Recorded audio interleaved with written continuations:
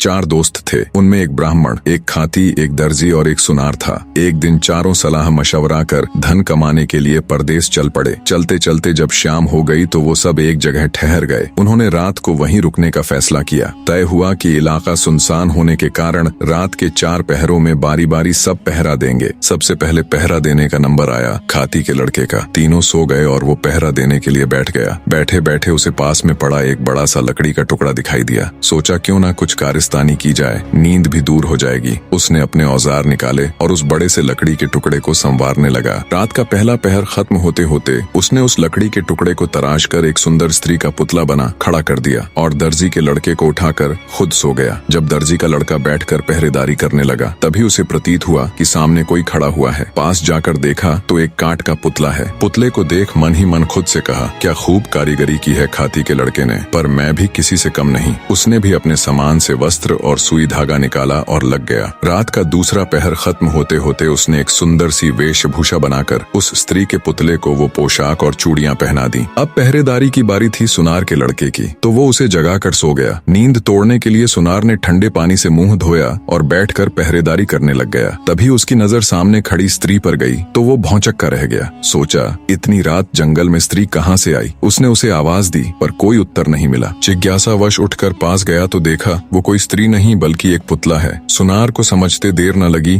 कि ये खाती और दर्जी की करामात है। खुद से कहा, मैं भी किसी से कम नहीं। उसने भी अपने औजार निकाले और लग गया। तीसरा पहर खत्म होते होते उसने उस पुतले को सुंदर सुंदर आभूषण बनाकर पहना दिए। अब बारी थी ब्राह्मण के लड़के की, तो सुनार उसको जगाकर सो गया। अब जब ब्राह्मण पहरेदारी करने लगा तो उसकी भी नजर उस पुतले पर गई। वो भी सोच में पड़ गया, इतनी रात को इस जंगल बियाबान में ये नारी कहाँ से आई। वो भी उस स्त्री रूपी पुतले के पास जाकर उसे देखने लगा। सब समझते उसे भी देर न लगी। मन ही मन बोला, वाह क्या खूब कारीगरी की है सबने, लगता है सब मिलकर मेरी परीक्षा लेना चाहते हैं। उसने भी अपना तंत्र मंत्र का सामान निकाला और रात का चौथा पहर खत्म होते होते अपनी तंत्र मंत्र विद्या से उस काठ के पुतले में प्राण डाल दिए। वो काठ का पुतला अब एक सुंदर युवती बन चुकी थी। तब तक सुबह हो गई। बाकी तीनों मित्र भी उठ गए। अपने सामने इतनी सुंदर युवती को देखकर उन्होंने जब ब्राह्मण से उसके बारे में पूछा तो उसने सारा किस्सा उनको कह सुनाया और बोला, इस काठ के पुतले में मैंने अपनी मंत्र शक्ति से प्राण डाल दिए, सो अब मैं इसे अपनी पत्नी बनाऊंगा। तब खाती का लड़का बोला, नहीं मित्र, इसे मैंने बनाया है, इसलिए इस पर मेरा अधिकार है, यह मेरी पत्नी बनेगी। दर्जी भी बीच में बोल पड़ा कि मैंने इसको इतने सुंदर कपड़े सिलकर पहनाए हैं, इसीलिए इस पर तो मेरा हक है। सुनार का लड़का बोला